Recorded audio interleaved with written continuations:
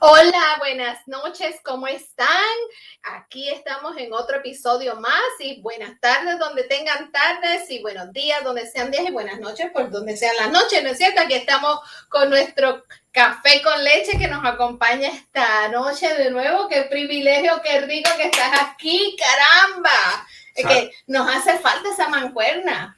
Saludos a toda mi gente bella, ¿cómo están familia? Aquí nuevamente de la mano con Lucy y le traemos algo muy interesante para que se sientan un poquito calientitos allá en su casa. Ya tienen su chocolate, su té o su vino.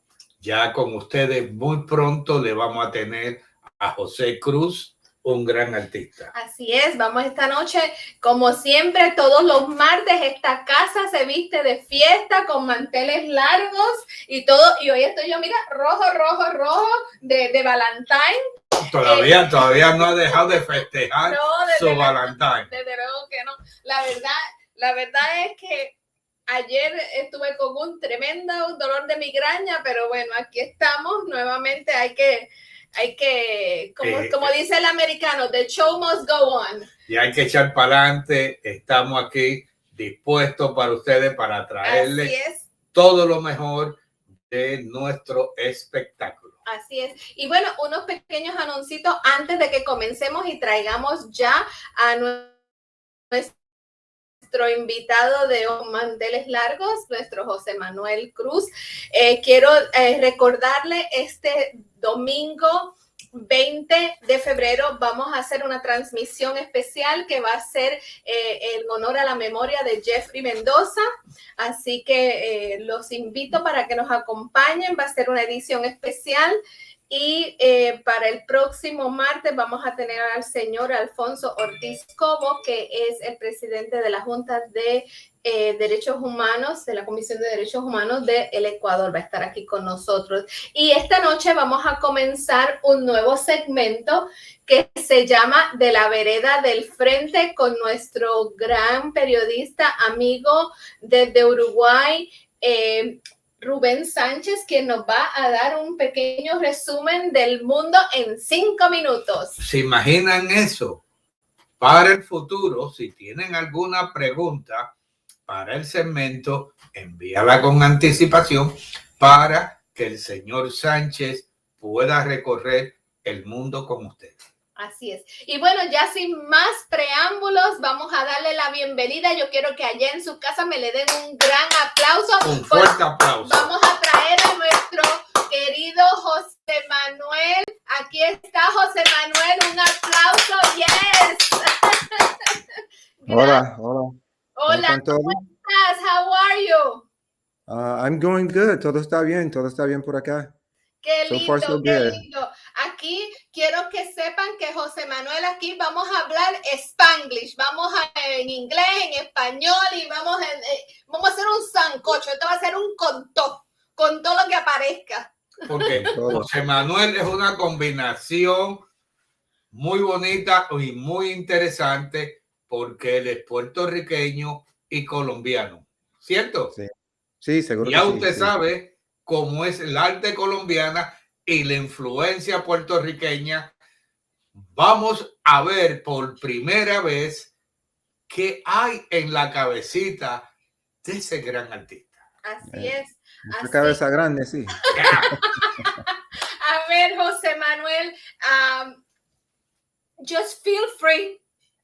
Whichever way you feel more comfortable, en inglés, en español, en Spanglish, it doesn't matter.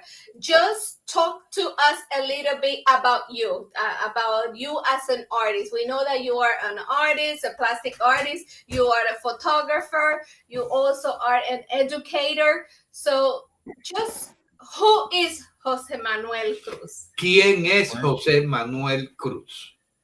Pues, let me see. Yo soy una persona que le gusta todo. Me gusta el color. Yo soy very, ¿cómo se dice? Spontaneous. I love color.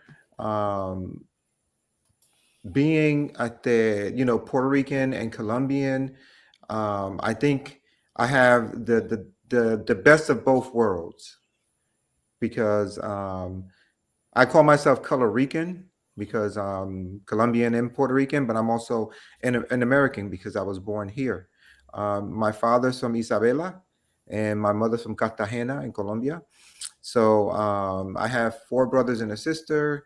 Um, I'm married to my wife Dawn, and I have two beautiful daughters, Ariane and Alana. And they are actually following in my footsteps because they're going to be educators also. My oldest daughter is a dance teacher at one of the high schools down here in North Carolina, and my youngest daughter has one more year left, and she'll be doing elementary education. And so I was born and raised in Newark, and not too far from the Newark Museum and not too far from the Newark Library, right on Burnett Street, Mm-hmm. right across the street from Burnett Street School, where I went to school, of course. And then I attended Arts High School, graduated Arts High School in 1984. And then from there, I started substitute teaching, and I was a substitute teacher for 10 years. And while I was doing that, I was also attending Jersey City State College, which is now New Jersey City University. And one of my mentors, Ben Jones, was there. So he took me under his wings. And I had so many different mentors. So I think that was one of the reasons why I went into education so that I can give back. God blessed me with the talent to be able to paint and draw. So I'm thankful that He has blessed me with the talent to be able to teach it also. So that's a little bit about. And what do you teach? Art? Yes, What I area teach. you I teach teach art? middle school art. So I teach grades 6, 7, and 8. I mean, I've taught everything from pre-K to high school, but now I teach middle school art.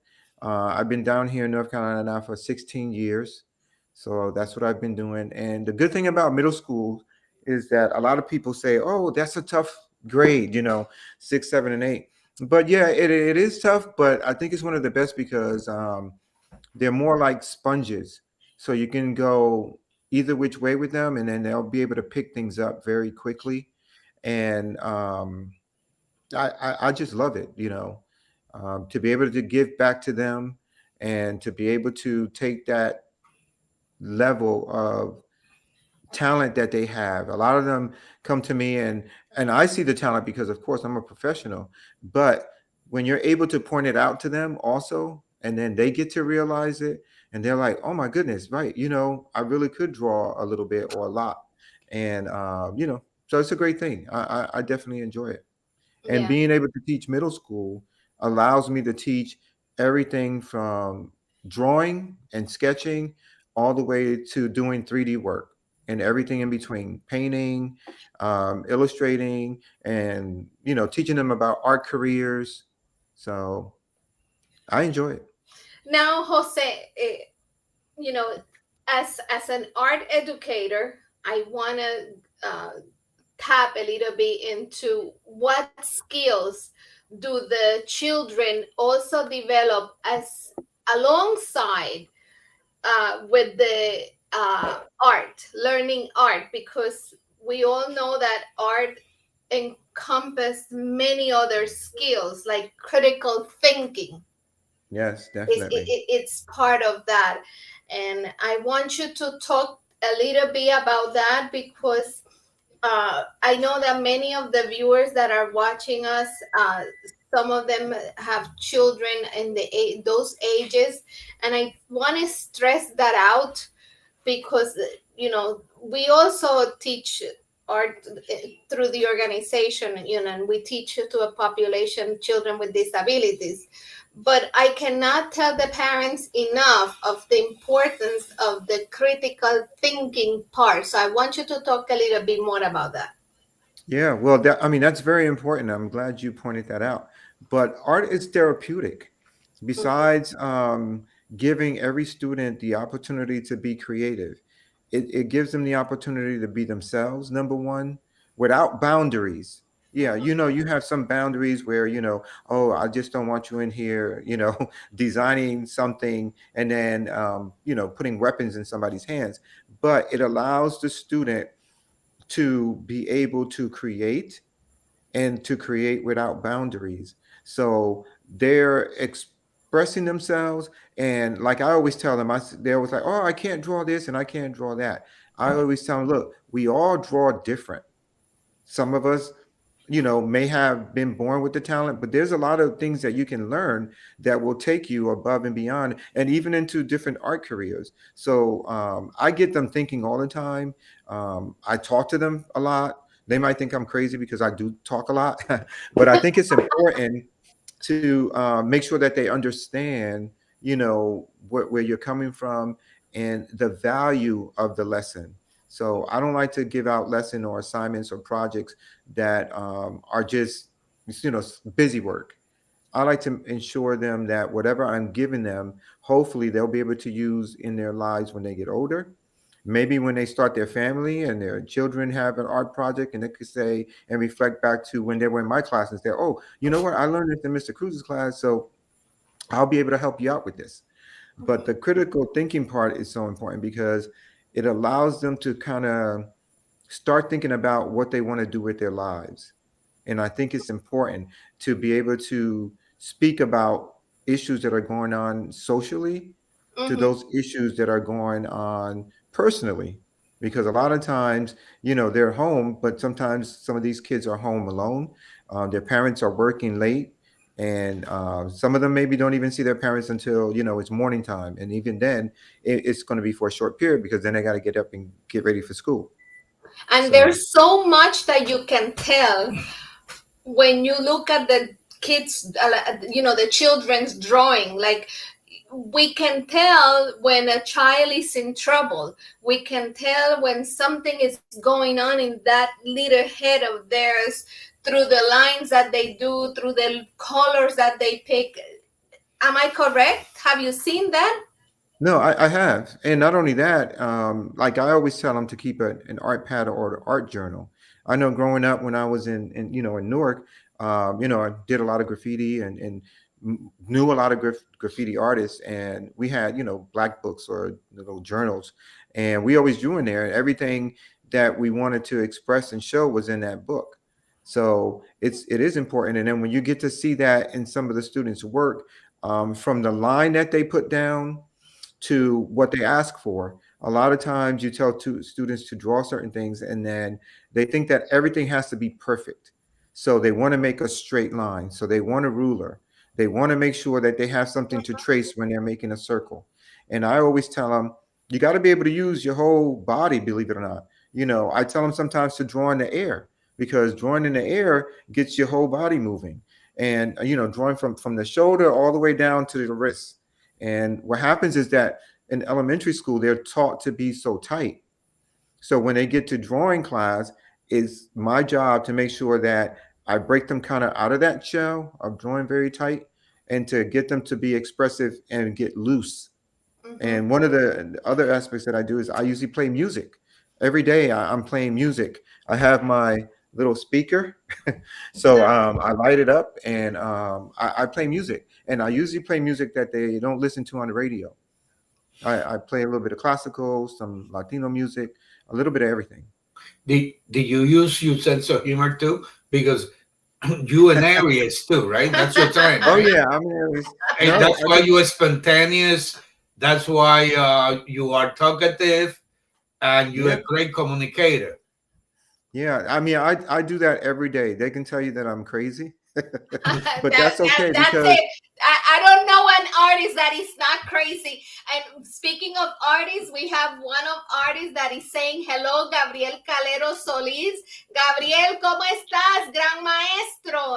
He's here. hello. Él te está diciendo felicitaciones por esta excelente presentación. Saludos al maestro José Manuel.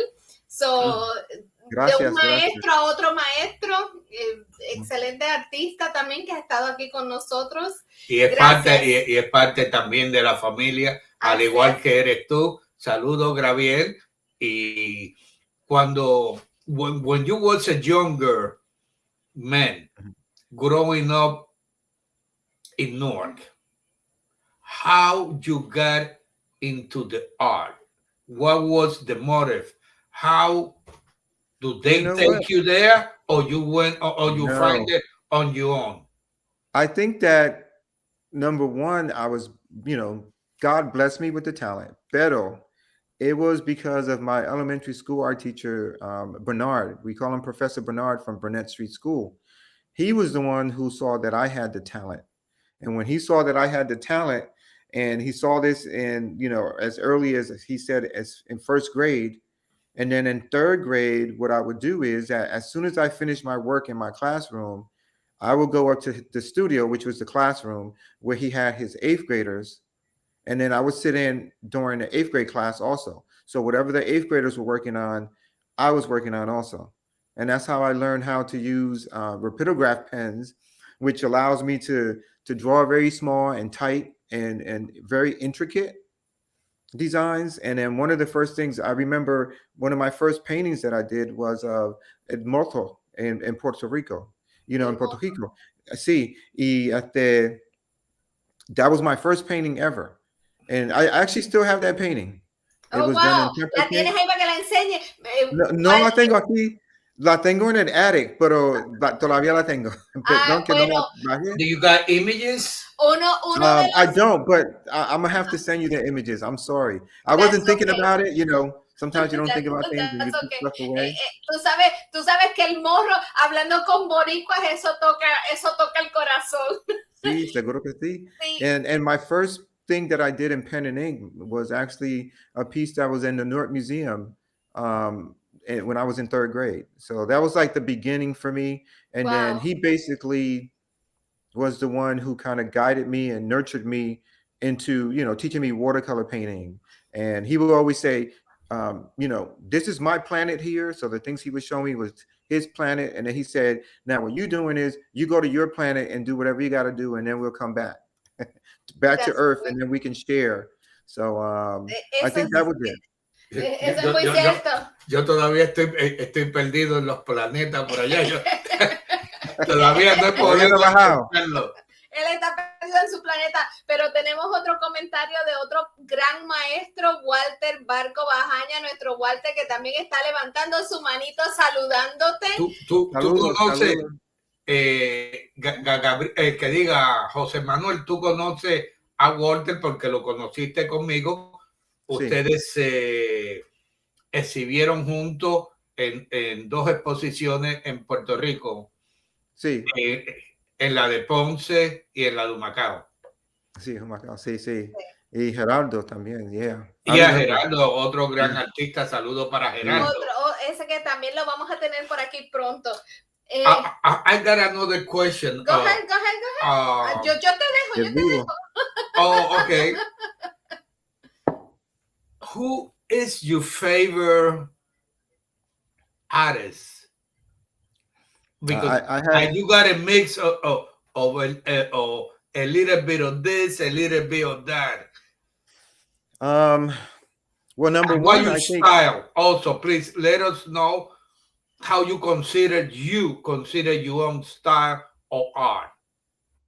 Well, I consider, first of all, some of my influences, of course, have to be, my elementary school art teacher, Bernard, Ben Jones, another mentor, Alita Cardwell, who was the principal at Arts High School, Russell Murray. And Russell Murray was actually the only African-American art director that Blue Cross and Blue Shield had in Newark.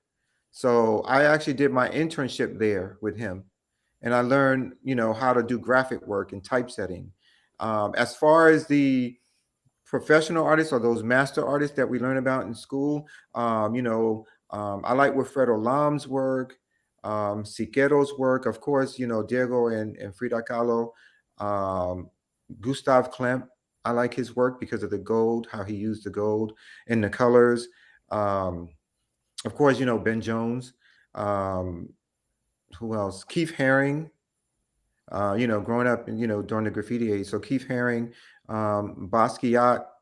Now, as far as my work, I guess I can call it a little bit of I don't know. It's very, I would say it's very urban, but it's very cultural because a lot of things that I do, and it's not, and I don't want people to think that you shouldn't research things, but I don't do a lot of research to supplement my art, if that makes sense.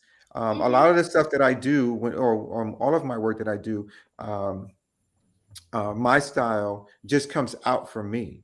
Now, yeah, I have been influenced by other artists, but maybe like the use of the gold, or maybe my different color palettes that I use. I mean, since I love color, but I just, I don't like to have, I guess, other cultural art, um, or I don't like to tap into other cultural art and use those symbols as reference or as part of my work. So things just come out naturally. Um, there might be some like the ankh that I might use from Africa, or um, you know, the Taino Indians, from Puerto Rico. And actually, piece here is like, to me, a symbolic of a Taino, Yes, and I can see. I can see. and praising. But I like to use, a lot of detail work, and that's just me. I've learned from different artists also, you know, talking about the size of something and how the scale of something um, can influence somebody else, or it can have a different impact, because you can draw something that's very small and you think it's large, like Salvador Dali's work, and his work was very small, even though he had a lot of detail in his work. But you look at Kehinde Wiley's work now, and his paintings are huge. So it's a little bit of everything. I know it's crazy that I don't have a definite definition for my style of work, but the good thing is that when people see my work, they know that it's my work. So Yes. somewhere there, I do have a style that's my own, and one of my ex students actually told me that, and it was a great thing. Yes, Yeah. it is. I can tell his work because it's very, you can taste the culture Mm-hmm. Oh, thank into you. Look your at that. work. That's what it attract me when I see your pieces. It's like I'm flavoring culture. Like I can get a feeling almost of the, you know, Es sí, sazón. el sazón, el sazón, El aroma, todo, eso, todo. el Ajá, sazón todo. hispano. It's a mixture Se, of se, everything because se siente en los, por ejemplo, the piece that is behind you. I Mhm. can Mhm. see the expressions, the Yeah, features. yeah. You use a lot the eyes in a lot of your artwork Uh-huh. because Mhm. even in las máscaras, Sí. which I went over head over hill when I had the pressure to exhibit you. That was and still is one of the most amazing piece of work well done. Yeah. Honestly, it was Thank you. Muchísimas gracias. well done. Y Thank eso Beautiful. que you. lo hiciste apurado. I appreciate it. Yeah. But also, I mean, I think that's the best thing about, being blessed, that when the time comes, when I need to do something, and, sometimes I'm up till 3 in the morning. Sometimes, you don't think about time when you're working. And, to be able to have that in my blood, the culture in my blood, I think that's what really works, and that's what comes out. And so like I always say, I'm blessed to be blessed. Yeah. Una cosa, Jose Manuel, as an artist, now I'm gonna get into a different view of a topic. I want to talk about the challenges que, que, Mhm. que tienen los artistas. Um, Mucho. muchos challenges, right? Muchos challenges. So I want to talk about that because, bueno, yo me acuerdo que mi mamá siempre me decía, mija, si tú vas a vivir del arte, te vas a morir del hambre. Eso me decía mi mamá. Y eso le digo yo a mi hijo porque I have my son que le gusta el arte y está estudiando arte. Pero y él quiere ser artista, pero bueno, eso, cuando uno quiere ser artista, eso ya viene en la sangre, eso no hay como evitarlo. No. Pero yo quiero hablar un poquito. Mira, Arthur Sparrow. Hi, Arthur, how are you? Arthur nos está viendo desde Colombia. Oh. Dice, estoy disfrutando esta conversación. Yes, gracias, Arthur. We're back and forth in Spanish and English, and we have a little sancocho here. We're speaking about everything. Talk about us a little bit about the challenges that you face as an artist, and how do you see this evolving for future generations? For those that follow in your footsteps. Okay. Well, let me tell you, it's very challenging to be a full-time artist because, you know, you can be a working artist like myself where, you know, I have my day job. I'm not at the level yet where I can do my work full time, you know, and just completely do my art. But that all comes with sometimes who you know, and then sometimes being at the right place at the right time.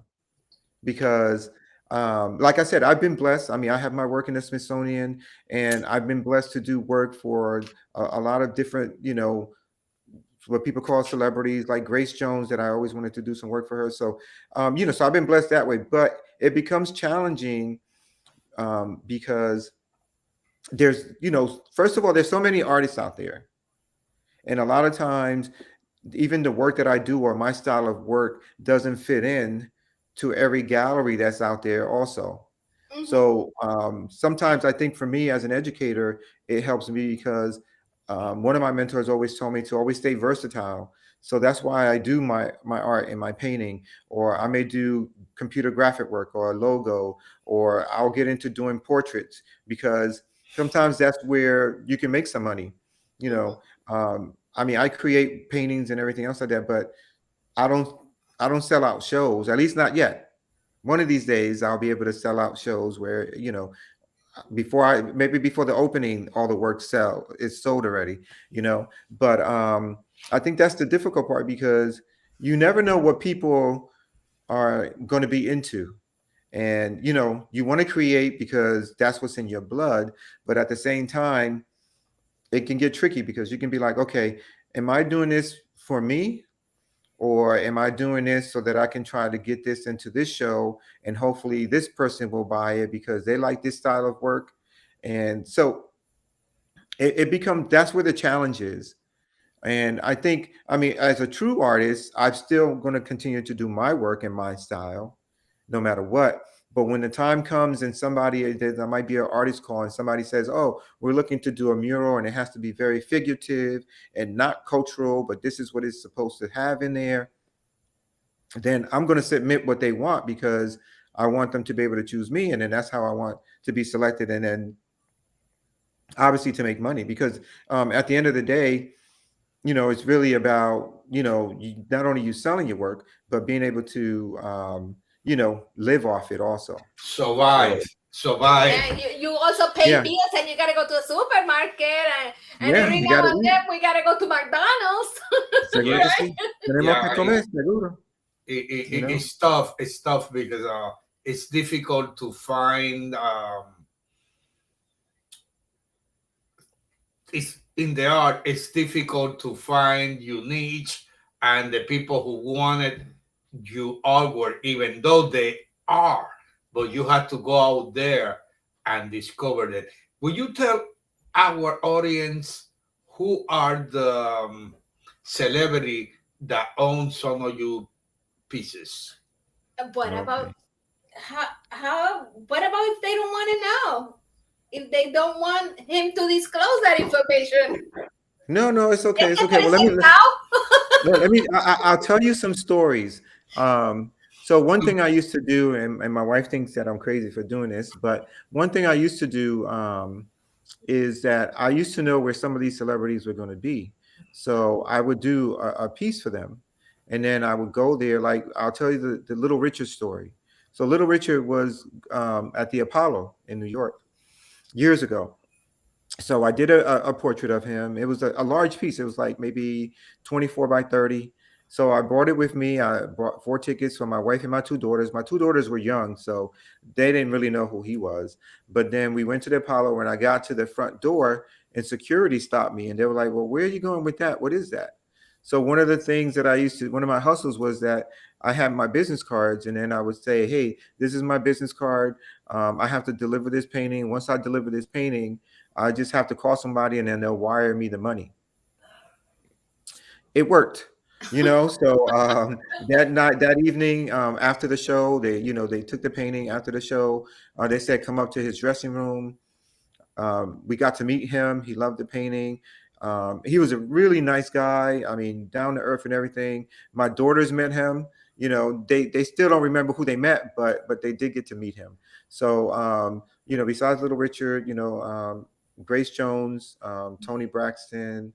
I did work for Wendy Williams for about 7 years, but just for her home personal work. So it wasn't anything that was put out there or anything else like that. And I did win a contest, believe it or not. Blair Underwood was doing a Streetcar Named Desire on Broadway. They had a Facebook contest that whoever can do the best Stella scene will win tickets and get to meet him. Mm-hmm. So I submitted my video, and I won. So I went to go see the show and everything, and then after the show, I got to meet him. I did a little piece for him, gave him the piece, and then they recorded me doing the Stella scene on stage.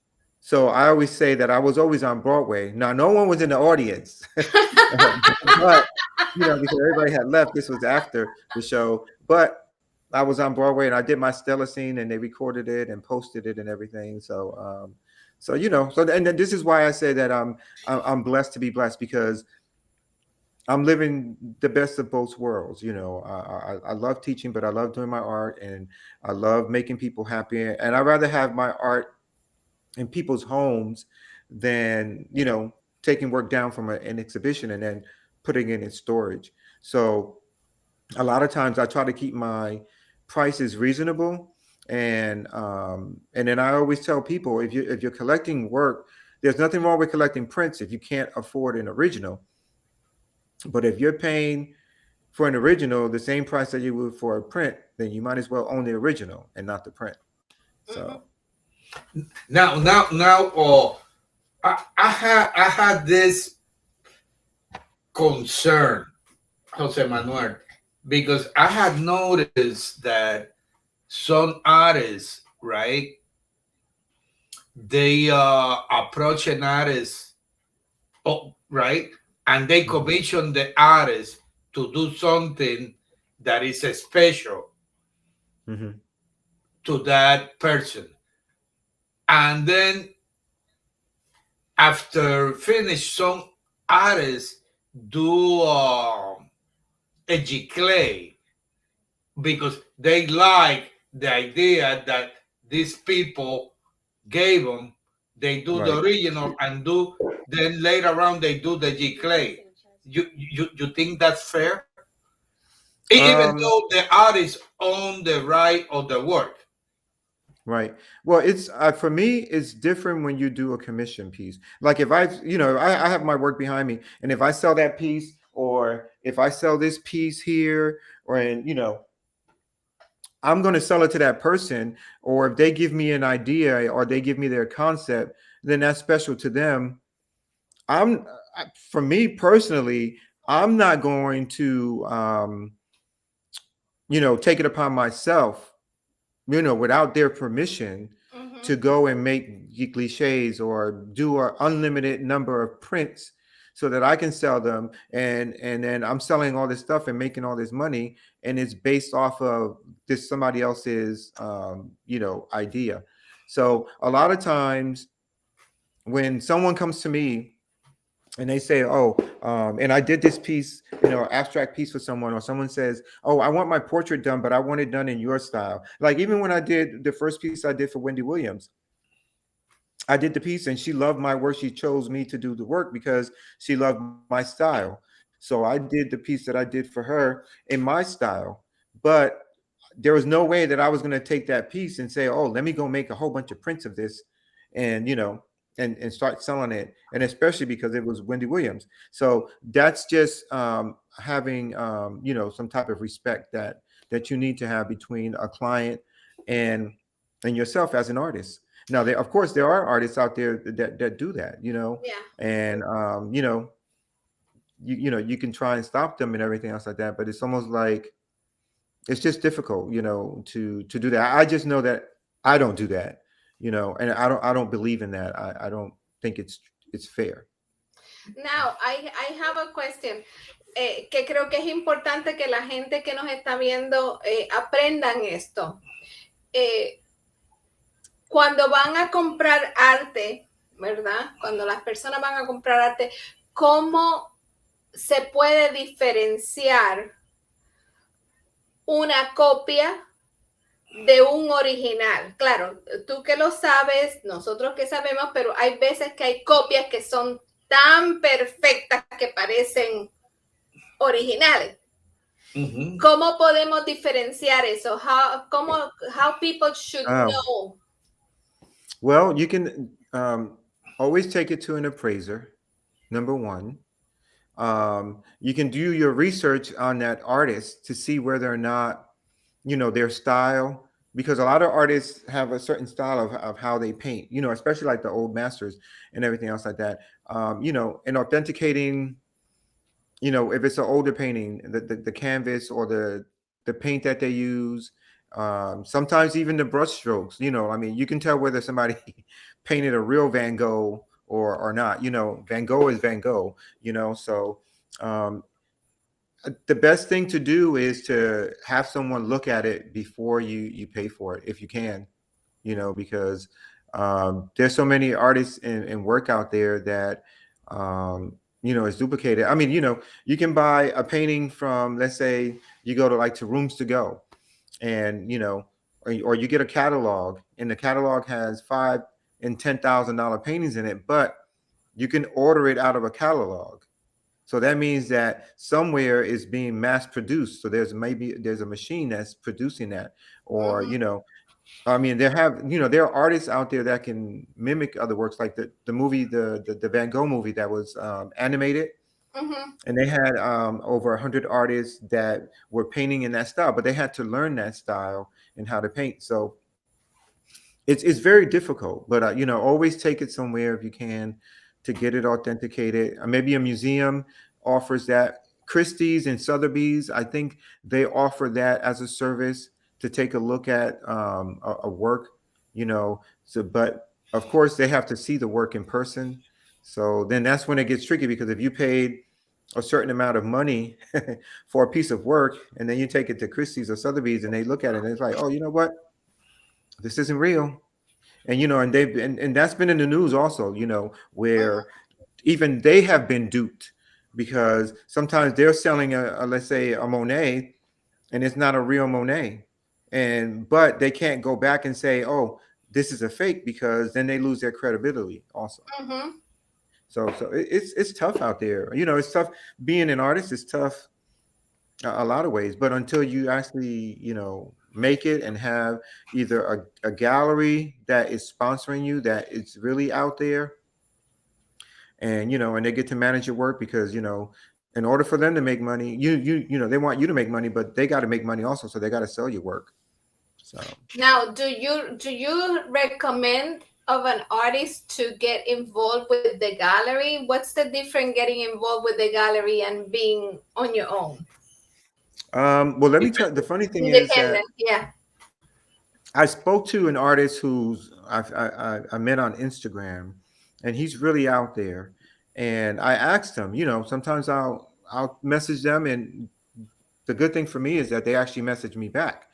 And he said that one of the things that you can do, if you have the opportunity and you find a gallery, to go there in person and show them your work in person, because, excuse me, a lot of times when you're in person, it's almost like I'm here, like I'm in front of you. You have not that they have a choice to talk to you, but they have you and them have an opportunity to actually connect in person. But if like right now, Mhm. like if I want to send stuff to some gallery in Soho, I'm over the here in North Carolina. They'll see my work online, but there's nothing ever more important than seeing the work in person. Mhm. So if I have some of my work with me and I'm carrying my portfolio, no matter how big it may be, but I hit 10 galleries in New York, maybe I'll get one hit, or maybe I won't get a hit, but they're going to know about me and they're going to know that it's me, and maybe I'll come back in 2 months and say, hey, check this work out. I have some new stuff. So I think making that personal connection is very important.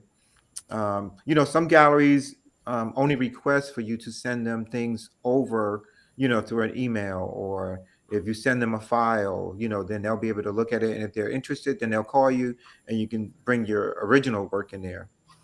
But I think making that personal connection with the gallery, if you can, in person, is the best. It's the best thing. Yeah, it's the best thing to do. Now, I got a question for those artists that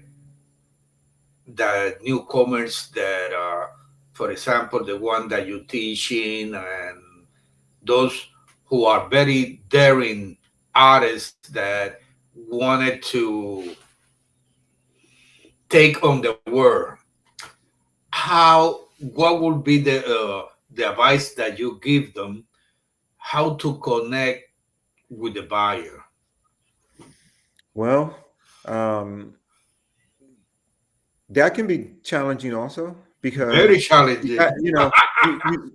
you have to work almost like double triple time because the good thing is social media is out there, so you can put your stuff on Instagram or on Twitter, or have your website, have a website done, to get your work out there. But it becomes challenging because a lot of the buyers are usually connecting with collectors or people from galleries because they don't have the time to go out there and say, oh, let me look on Instagram and see which artists I like, or anything else like that. Their thing is about making their money and keeping their money coming in. So they usually have someone who may go out there and connect. So I think as an artist, it's always good to stay connected with galleries. Check out galleries that carry work similar to yours, you Mhm. know, and um, and then try to make that connection with the buyer. Call the galleries, try to speak to the curators and the art directors and whoever's managing the gallery. Because a lot of times, some galleries just have someone who's working there and not necessarily the person who owns the gallery. So it's always good to try and make those connections. And I always say never try to burn any bridges because you never know when they'll be calling you also. But Absolutely. you just got to keep putting your work out there no matter what, and keep creating. I Yeah. mean, I keep creating. My work is piling up, but then, hey, one of these days somebody's going to be really interested, and then I'll be able to sell all the stuff that I have. We love your work. Mhm. I want to take these few minutes. I know you might have some pieces near you that you might want to show to us, that you Sure. want to show in the camera. Yeah. Can we go? When he goes and get those pieces, can we go for a commercial He's gonna put them right now. right now? Right now. Right now? Right now, right now, Right now. right now. So hey, so this is one of my glass pieces Okay. that I have, and Explain of course, explain to the audience what it is so and where the inspiration came from. So these are made out of glass, of course, and I have about 5 or 6 of these that are different. So um, I would love to know how to make glass. My elementary school art teacher used to make glass, but I find these glass pieces at different stores, and then what I do is I put my designs in there. So I have this guy that's there, that's a dancer, and if you take a closer look, you'll be able to see all the detail. And Mhm. all this goes back to like the work that I used to do in third grade, believe it or not. Yes. So Wow. Is that Colombian kind of? You know what? It's a little bit of everything. And this is, this is what I'm talking about. Like, I'm not thinking like, oh, this is Taino, or this is Colombian or whatever. I just do the work, and And whatever that's comes what out, comes up. Yeah. whatever comes out, comes out. That, that's And of beautiful. course, the And face. if anybody is interested in a piece like that, what is the price? So well, let me just tell you this also, that all of my work is original. So I try, a lot of times some people are like, oh, do you have two of those? I have two, but they're not going to be the same. They'll be different because my mindset is different also when I'm working on these. But for a piece like this would be $850 because, like I said, every piece is unique and it's different. And I try not to, duplicate anything at all, and that's just my work, and that's just how I do. So even this piece here, and I have 4 of these that are different, but this is another piece that where I found this glass porcelain vase, and then what I did was I added my designs and around it also. And then this piece would be about 600. Beautiful. Now this piece here is one of my favorites, which is not for sale. But what I did was, I don't know how much you can see, but I worked with gold on gold. Yes. I don't know. Beautiful. Yes, I can see. Yeah, and then and then not only that, but I like to work all the sides, the top and the bottom, and then this is the back side, if you can see it there. Yes, wow, yes. beautiful. Beautiful piece. Beautiful piece. So yeah. Well, Jose, this has been a wonderful interview. We love your work.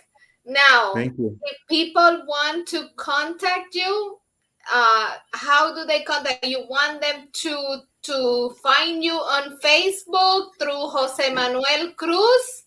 Yes, I'm on Facebook there. I'm on Instagram under Cruzwear Studios and the number 1, el número 1, Cruzwear Studios y el número 1 en Instagram. Y también yo tengo, anyway, my website is on my Instagram page. So yo no sé si se puede ver por teléfono, y perdón.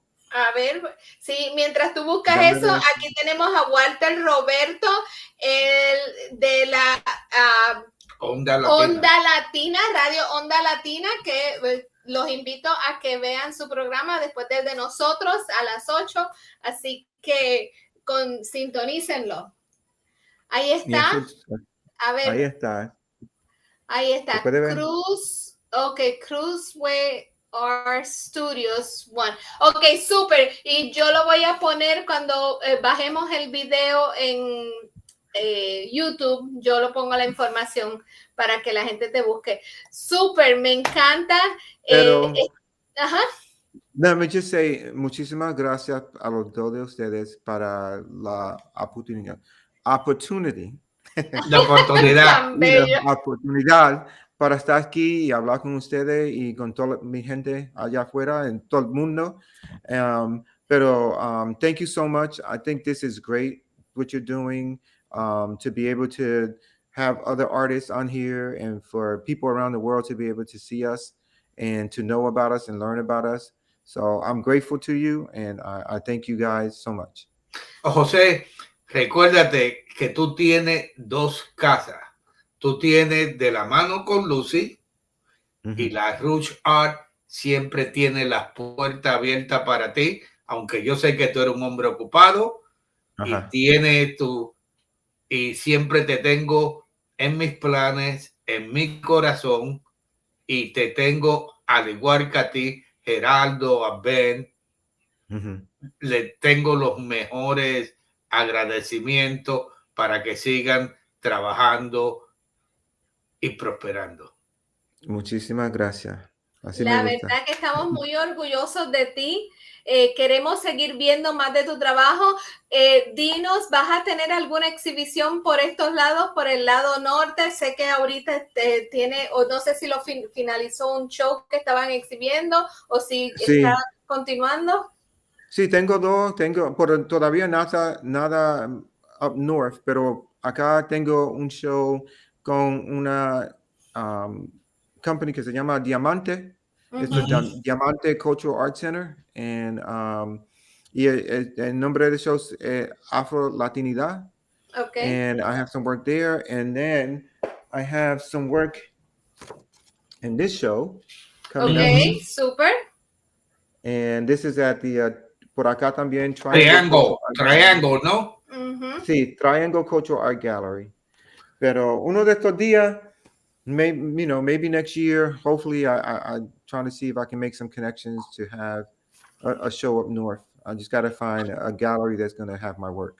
Yeah. You've been very busy in North Carolina because the last 2 years you have a lot of exhibits Mhm. there. Yeah. How is it there compared to the northeast of New Jersey?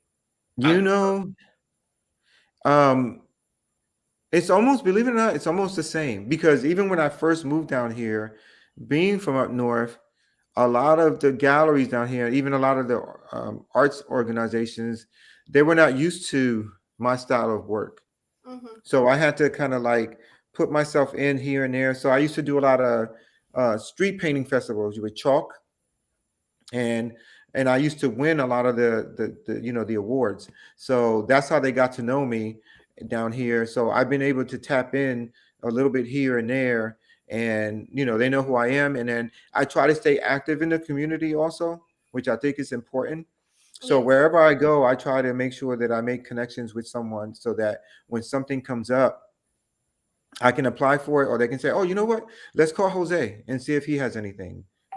Or we have an exhibition coming up, and that's how I was able to do the Afro Latinidad show, because they knew about me and they wanted to open up with an art exhibition. So they chose myself and another artist, Dominican artist named Miguel Brown. Yeah, super, super. We are so happy. Jose Manuel, this is your home. Thank you. Please, if you have something going on, we are here. Danos la primicia Yeah, this de, way. de lo que pronto tengas cuando estés por estos lados también. Vamos a ver si lo podemos tener de este lado. We don't promise, but we work on it. Okay, so now we're gonna go for commercial. Okay. No te me vayas, no te me vayas. Este me quiere tirar al comercial. No. Damas y caballeros, si ustedes quieren dar una donación para la Fundación Manos a la Ayuda, para que estos programas culturales de estos grandes artistas latinoamericanos puedan ser expuestos y conocidos para nuestro público, usted puede hacer su pequeña contribución al 973-460-8781. Repito, 973-460-8781. Porque con su ayuda, ustedes no únicamente ayudan al programa y a estos artistas, pero también a estos educadores, porque casi siempre todos los artistas que nosotros hemos traído a este programa son educadores que ayudan a esos niños, porque el artista lo que hace es crear, no destruir. Así que estamos con ustedes, los queremos, pero ayude a todas estas identidades que ayudan a nuestros hijos. Con ustedes ahora, Lucy Santiago, para algunas palabras. Sí, ¿O lo dije yo sí, todo? No, ya vamos a ir cerrando, porque ahora terminando la entrevista con José Manuel, sigue un nuevo segmento que estamos abriendo donde vamos a presentar el mundo en 5 minutos. Los últimos 5 minutos que nos quedan son para el periodista Ruben Sánchez, quien nos va a dar el panorama mundial en los últimos en 5 minutitos. Así que José Manuel, esta es tu casa, como te dije. Mi casa es tu casa. Estás invitado, estamos muy orgullosos de tu trabajo. Gracias, mil gracias por la oportunidad que tú nos estás dando de poder tener esta conversación contigo y poder exponer más de tu arte. Quisiéramos más adelante hacer como una mini exposición de tu trabajo, otro martes, a ver si lo podemos planear para más adelante en el verano. Sí. Eso te dejo, eso como no puedo decir que lo dejo en el tintero porque el tintero se me rompió, lo ponemos aquí en la canastita para que lo vayas preparando y más adelante en los meses del verano podamos hacer una mini exhibición y invitaremos a otros artistas. Me encantaría que Walter Barco y Gabriel Calero, que están ahí, también pudieran compartir y así pues vamos haciendo una mini exhibición de los trabajos de cada uno de ustedes. Así que puedes dar tus últimas palabras a nuestra gente. Y también para ver si con la lucha podemos hacer algo, porque quería hacer una reunión del grupo original que tuvo tanto éxito. Así es. Así que nos puedes dar tus últimas palabras y bueno, la invitación queda en pie. Y es tuya. Sí. Gracias. Le quería darle las gracias otra vez. Y yo a vivir y a crear el arte. Muchas gracias. Que viva el arte y sigue creando arte. Un abrazo fuerte. Seguro. Muchos saludos a tu familia. Y bueno, ahí te vamos a estar siguiendo. Y mis amigos, lo que les interese el trabajo de nuestro invitado, ahí le vamos a estar poniendo la información para que ustedes lo puedan contactar. Si no, pues nos contactan a nosotros y le hacemos el puente, los conectamos. ¿Ya? Sí, gracias, José Manuel. Gracias. Un abrazo, gracias, cuídate. Lo propio. Okay, nos vemos. Ahora no se me vayan, amigos, no se me vayan ustedes, quédense ahí, que venimos en un minutito.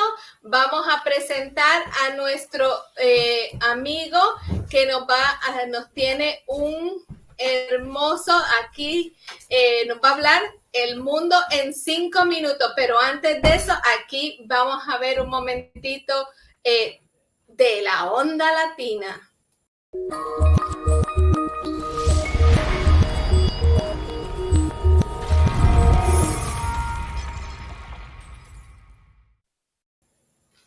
Y bien, aquí estamos de regreso. Mi café con leche se me fue un minutito, pero aquí está Ruben Sánchez, lo traemos aquí.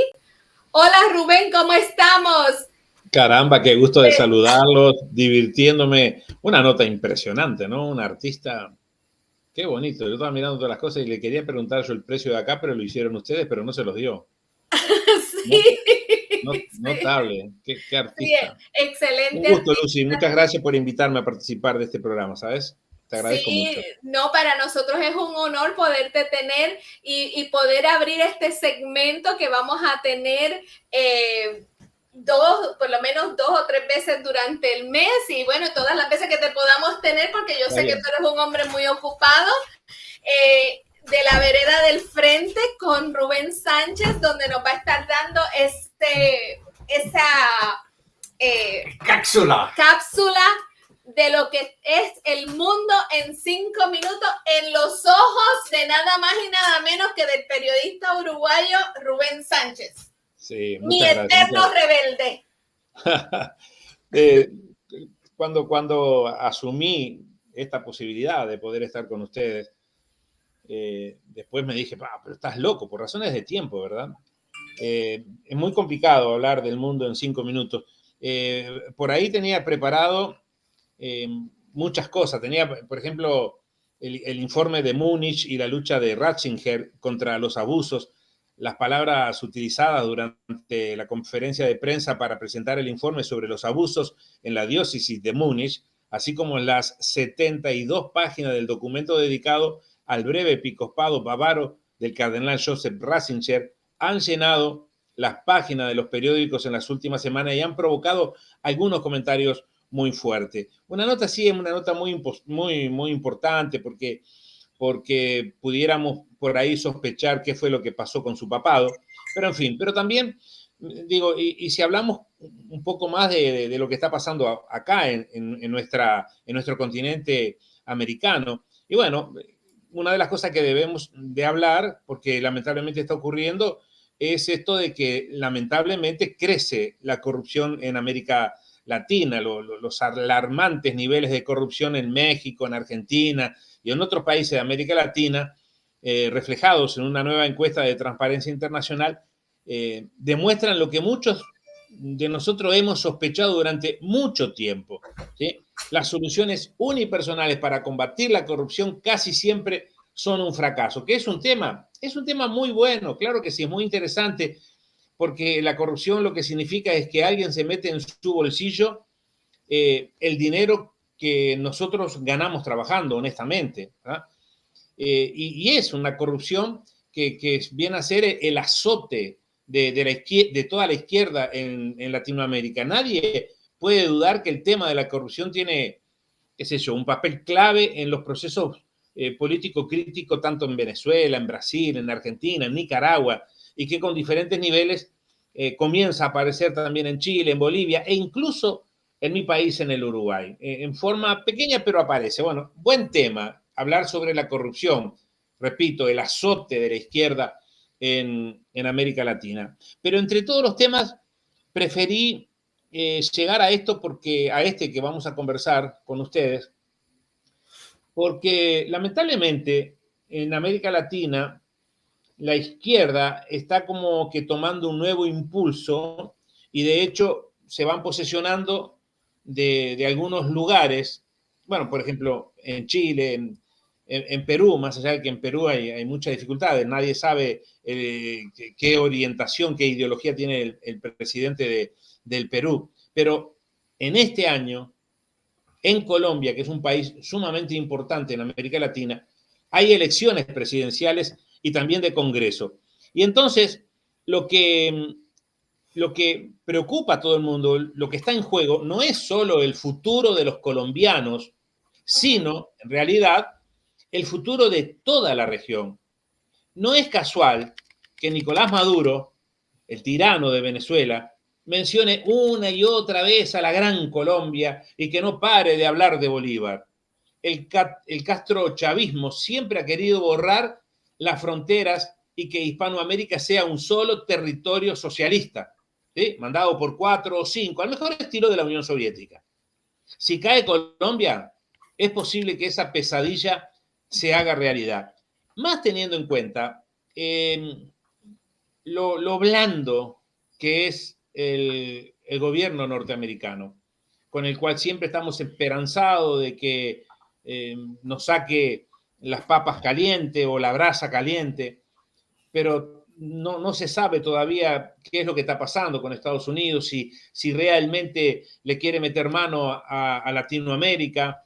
Lo hemos visto a Estados Unidos ayudar mucho a los gobiernos de izquierda que tanto daño le están haciendo a todos los países. Yo no quiero ni contarle el daño que le ha hecho a mi país 15 años de gobiernos izquierdistas, ¿no? Y después están todavía los narcosocialistas de Venezuela y las guerrillas colombianas que hace rato que trabajan de la mano, haciendo el mismo trabajo. Y buena parte de la droga que se produce en Colombia pasa por Venezuela antes de llegar a su destino final. Maduro y Diosdado Cabello son la cabeza del cartel de los soles y sus principales colaboradores, ¿quiénes son? Las Fuerzas Armadas Revolucionarias de Colombia. Maduro ha utilizado a la Fuerza Armada venezolana para custodiar y transportar droga desde Colombia en colaboración con las guerrillas colombianas. Incluso el Departamento del Tesoro de Estados Unidos ha acusado a oficiales de alto rango de Venezuela de proporcionar asistencia material para operaciones de narcotráfico llevadas a cabo, repito, por las Fuerzas Armadas Revolucionarias de Colombia, las FARC. Pero no solo son aliados en el narcotráfico, sino que, por supuesto, también en la revolución. Documentos hallados por las autoridades colombianas en campamentos de terroristas de la FARC muestran que desde que Hugo Chávez estaba en el poder, Venezuela ha financiado a las FARC para adquisición de armas y capacitación en asuntos como inteligencia. Repito, Wow. sí, repito, lo peor que le puede pasar a nuestra América Latina es que en la elección que se va a llevar, tanto de presidencial como de Congreso, gane la izquierda. Y como para los socialistas, la revolución incluye el reclutamiento de menores, en eso también son compañeros. La ONG, las organizaciones no gubernamentales Fundares, ha denunciado en diferentes ocasiones que grupos guerrilleros colombianos mantienen presencia en más de 300 escuelas de 5 estados de Venezuela, lo que les ha permitido reclutar para sus filas a menores venezolanos.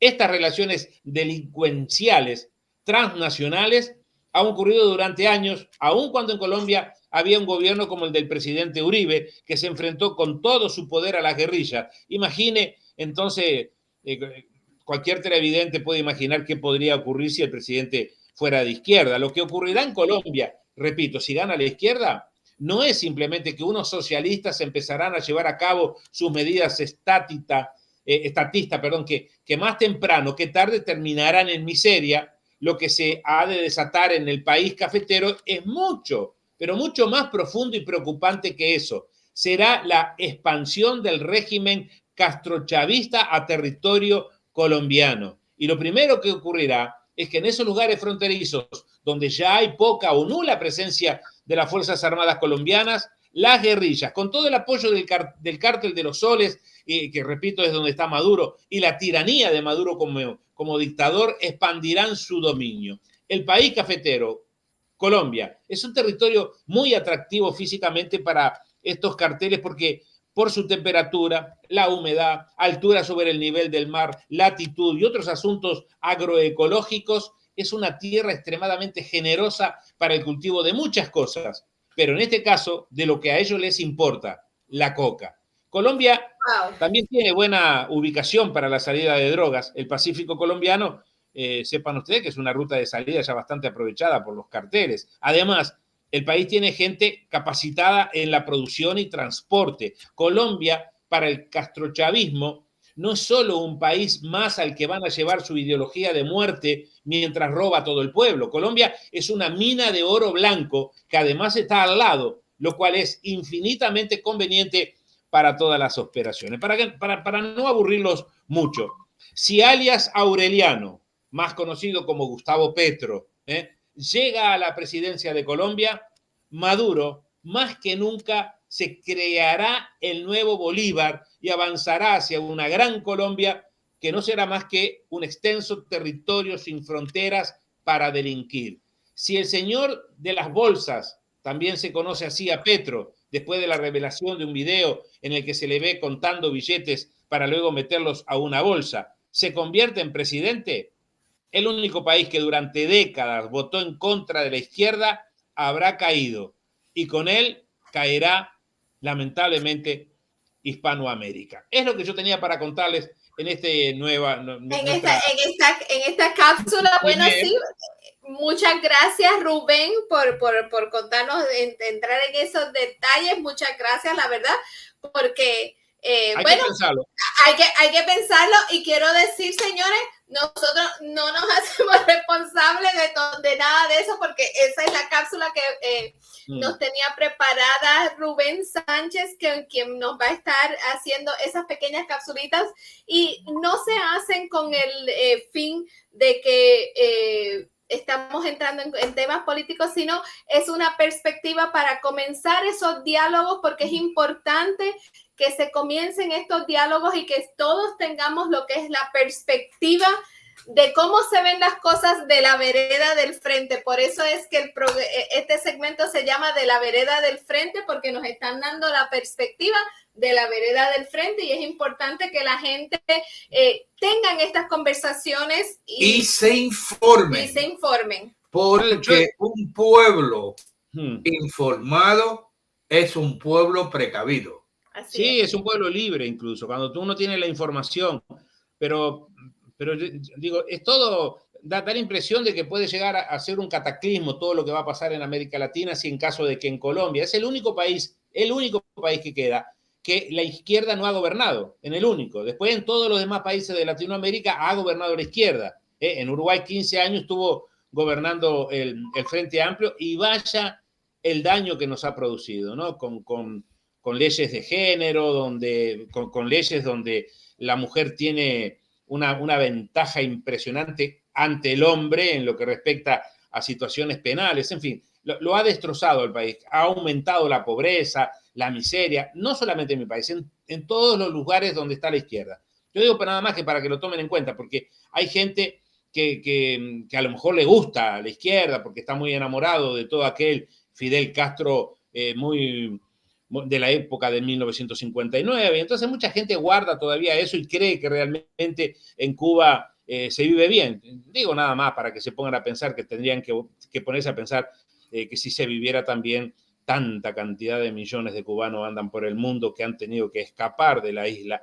Y esa es una de las razones meridianales y lógicas para decirles, señores, la izquierda donde ha estado ha fracasado, ha hecho lo que ha fabricado es mucha mayor cantidad de pobres.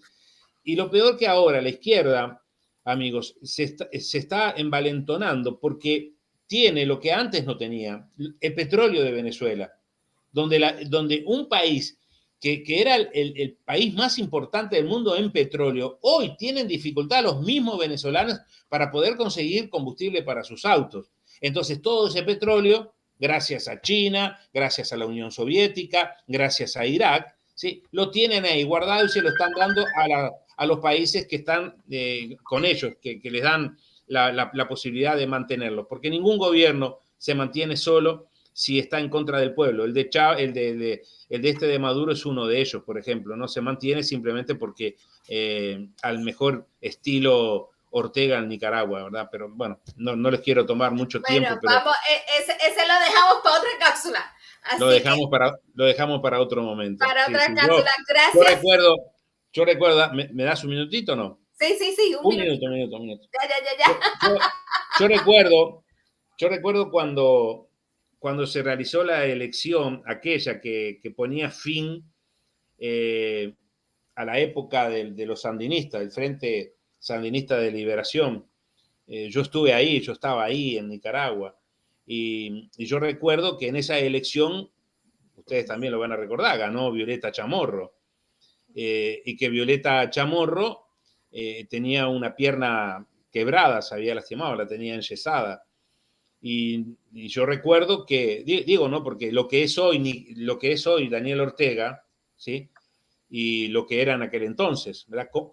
¿Con qué capacidad engañaron a todo el pueblo? Y yo me acuerdo que yo digo nosotros porque yo entré colado, estaba con Baena Suárez, que era el secretario general de la OEA, estábamos con Jimmy Carter, el expresidente, que estaba ahí como observador, estábamos con Daniel Ortega, con Humberto Ortega, y fuimos a la casa de Violeta para decirle a Violeta que había ganado. Después de todo el mundo sabía que habían ganado Violeta Chamorro, pero nadie lo quería decir. Entonces, Daniel Ortega fue. Y a mí siempre me quedó grabado esto que le voy a decir. Y yo lo comentaba en la radio de Nueva York. Cuando entramos, yo venía junto con ellos, no venía con ellos, pero me metí igual. Yo estaba como periodista cubriendo en aquel entonces, el que manejaba el programa en Nueva York era Manuel de Dios Unanue, en Radio Hit, y hay un momento de tensión, porque Violeta Chamorro o por lo menos tenía 4 hijos en aquel entonces, 2 estaban con el Frente Sandinista de Liberación y 2 estaban con la UNO, la Unión Nacional Opositora, por la que fue Violeta la presidenta, candidato. Y se miran los dos, Daniel Ortega con con Violeta Chamorro. Digo, mucha gente en el medio muerta en meses y años de lucha con aquellos contras que supuestamente palanqueados por Estados Unidos, que entraban a Nicaragua y asesinaban gente. Bueno, era un drama todo lo que se vivía en Nicaragua. Era mucho dolor, mucha sangre, mucha cantidad de muertos, para que en un solo minuto o segundo Violeta lo mirara a Daniel Ortega y le dijo textuales palabras, no la olvidaré nunca más, le dijo: ven, hijo, ven que tú sabes bien cuánto te quiero.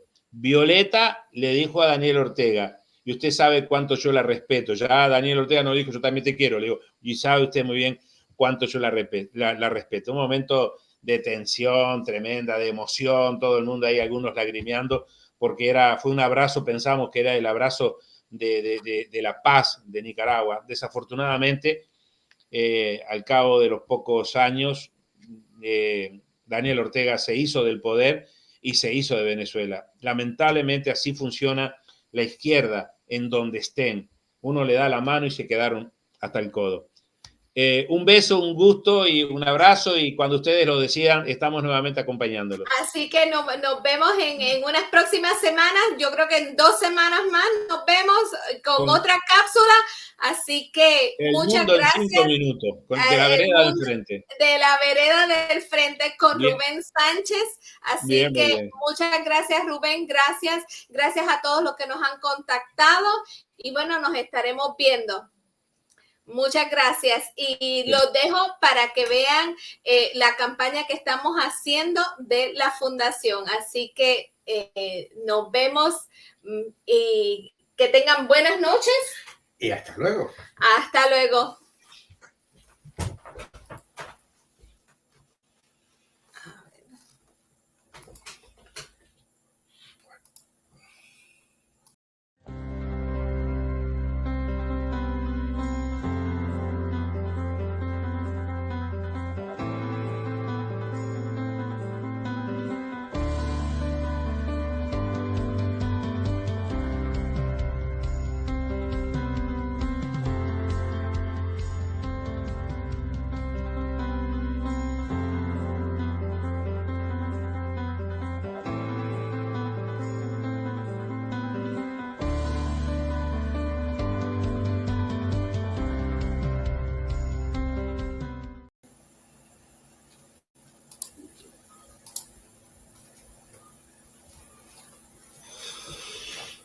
¿Qué sería eso que sonó?